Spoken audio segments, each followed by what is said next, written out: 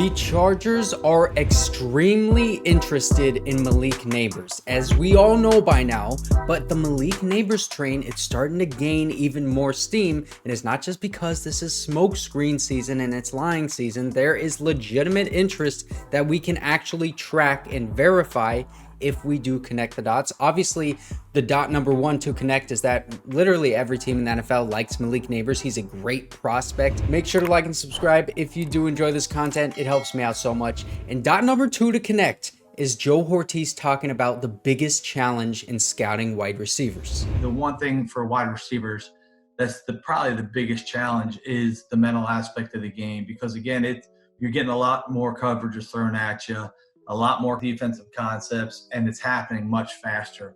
So they got to be able to process that fast. Just their feel for the game and their ability to react quick and break things off, and settle in the right spot or bend the route the right depth. If you're thinking about that, you're not thinking about catching the ball. And I think that might be one of the things that gets talented wideouts, kids with talent who do catch the ball pretty well, but then as the game gets too fast for them, they're thinking about everything else and they're forgetting the most important thing, which is catching the football. So what Joe Hortiz is talking about here is basically his route running awareness. And Malik Nabers, he is a very good route runner. He has that awareness, knowing when to curl, knowing when to bend, knowing when to use leverage against the defensive back. He's got a great feel for the zones of a defense, when to sit in a soft spot, when to keep running, when to work with the quarterback. I have no problems with Malik Nabers in that aspect. I've seen him do that a ton at LSU. But also, I want you to listen to what Joe Hortiz had to say about Terrace Marshall, another LSU wide receiver who was picked in the second round of the 2021 draft. Here's what he had to say about why he liked Terrace Marshall. Played outside last year, showed his explosiveness as an outside receiver, and took on a greater role this year in the slot. So he's shown that versatility. He's shown the ability to win at all three levels, and he's got great size and speed. So players that obviously throughout his career has shown the ability to produce from different platforms of an offense. Now, doesn't that sound pretty familiar to what Malik Nabers kind of is? I mean, Malik Nabers does all of these things a lot better than Terrace Marshall did when he was in college at LSU, the same college, by the way. He played outside wide receiver. He showed that explosiveness. He's versatile. He can play in the slot as well. He had a lot of really good slot fade routes, just running right up the seam. He was dangerous in that slot role because he is big and he is fast. Two things that Joe Hortiz said he liked about Terrace Marshall as well. He's a much better athlete than Terrace Marshall. He is 2 inches shorter, so the size, but you know what? 6 feet, that's as much size as you want in a wide receiver, especially someone that you can have on the boundary or even in the slot. Again, the versatility, that's another big thing that he liked about Terrace Marshall. Malik Nabers, he had 638 snaps in the slot throughout his college career at LSU, 483 out wide. So most of his snaps in the slot, but this was like a 60-40 percentage here. So he can do both at a high level. And man, when he was running those fade routes right up the seam in the slot, that explosiveness and the speed that he has, it was dangerous. And LSU, they were really good at throwing that ball to him when he was getting separation. He got separation a lot because, again, he's a good route runner, explosive athlete, and he can do just about everything you want him to. He had a better contested catch percentage than Marvin Harrison Jr. even did, and he is 4 inches shorter.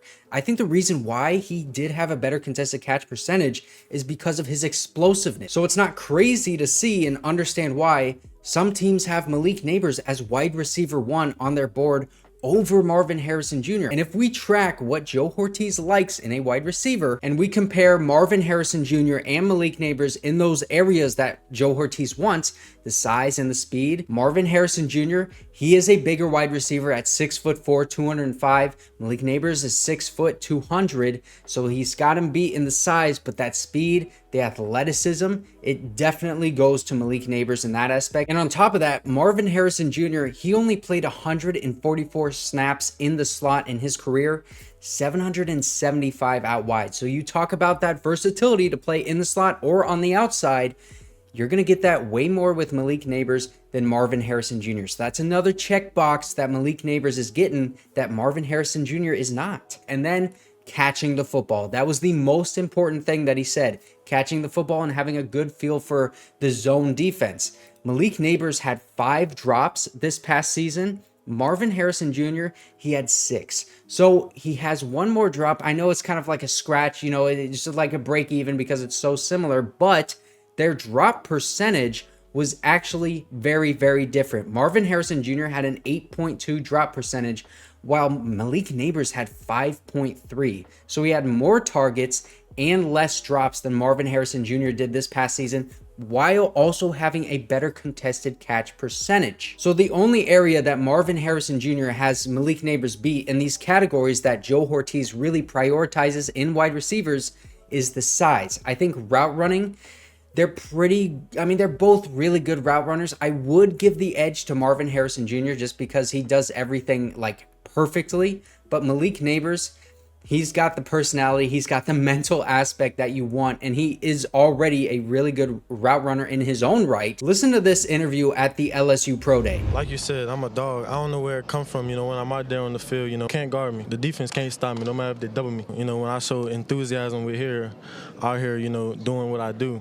You know, I had enthusiasm because I hear a lot of the shade thinking that I couldn't do it. So it was basically saying, you know, stop playing with me. And so we're kind of putting 2 and 2 together here to figure out Malik Nabers may be the Chargers wide receiver 1. There have been reports that wide receiver 1 is Malik Nabers for a lot of teams. Could the Chargers be one of those teams?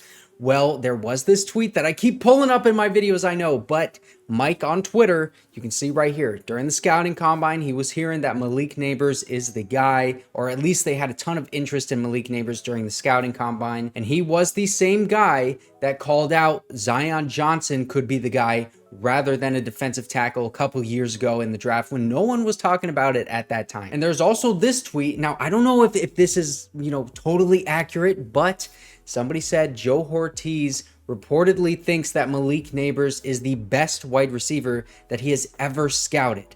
And I don't know whether to believe this or not. I mean, you go and look at all the boxes that Malik Nabers checks. He does check a lot of boxes that Joe Hortiz does like. The size, I don't think it's a thing that's concerning because he is 6 foot. So maybe the size thing is like a threshold. I want him to be at least 6 feet. Also 200 pounds. He's just as big in terms of like weight as Marvin Harrison Jr. is. Marvin Harrison Jr. is just 4 inches taller. But again, it could be just that threshold in the athleticism.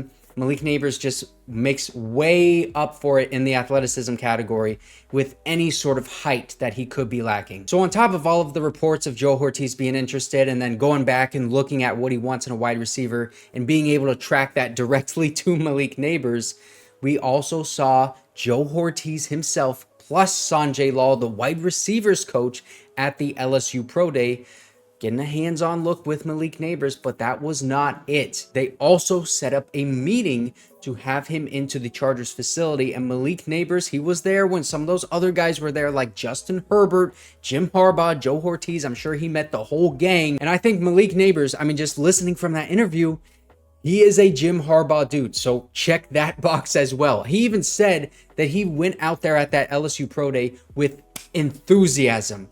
Almost like he had an enthusiasm unknown to mankind, which is a Jim Harbaugh quote. So we can assume that meeting went well because he got along with the coach and the coaching staff and all that. But also, he went out and was looking at real estate in Los Angeles. I don't know exactly where this is. I mean, this is a very nice area. To me, it looks like, obviously, it's on the coast. Maybe it's the Pacific Palisades, which is a really rich area, kind of northwest of Beverly Hills. But Malik Nabers, he could be drafted by the Chargers at 5. He could buy this house that he's looking at right here. And then Greg Roman could be in his RV down by the coast with Jim Harbaugh. And then boom, if you want to go down there and run routes on the beach, you got your offensive coordinator and your head coach, who is also a former quarterback. I'm just saying, you got the setup. So now we've connected a lot of these dots here. It's starting to look really, really good for Malik Nabers to go to the Chargers at 5. But what if the Cardinals have Malik Nabers as their wide receiver 1 over Marvin Harrison Jr. as well? Well, then the Chargers would just pick Marvin Harrison Jr., I think, because Marvin Harrison Jr. also checks a lot of the boxes that Joe Hortiz would want in a wide receiver. I just think Malik Nabers, I really think that they probably prefer him over Marvin Harrison Jr. That's where I'm at right now. And to the people that still think that there's no way the Chargers draft a wide receiver in the first round, I'm going to go back to this quote right here. Jim Harbaugh wanted to draft Julio Jones when he was with the 49ers with his, I think it was 6th overall, maybe it was 7th overall pick. Thanks to Charlie on Twitter for pointing that out to me, by the way, because that, I think, is really big to understand the philosophy that Jim Harbaugh has. He is willing to take best player available if it doesn't fit with, oh, let's run the ball and we're not going to pass the ball. No, he will take a wide receiver if that is best player available, if it's best for the team. And I think in this case, you stick at 5. It is very obvious. Malik Nabers and Marvin Harrison Jr. are the 2 best players available. So the 2 scenarios that the Chargers don't take Malik Nabers would be, obviously, the first one I just said, Cardinals like him more than Marvin Harrison Jr., so they take him at 4, but also in a trade down scenario, because there is still that aspect of it. The Chargers, reportedly, there's been so many reports that they want to trade down, multiply some of that draft capital, and spend it on offensive line, get bigger, get more athletic, get tougher, stronger. We all have heard everything that they want, and they want to get some beef. Well, we also have heard Joe Hortiz say, if there is a special player that you can pick, then you take that player. So what's going to happen on draft day? Are they going to take the special player in Malik Nabers, or will they end up actually trading down to beef up this team and address more holes on this roster than just wide receiver? I don't know what's going to happen. I think both of these scenarios would be really, really great. I would love both of them. And if you did not see my video yesterday, Ben Herbert, Jim Harbaugh, everyone was in the building for OTAs. Here's everything that you need to know.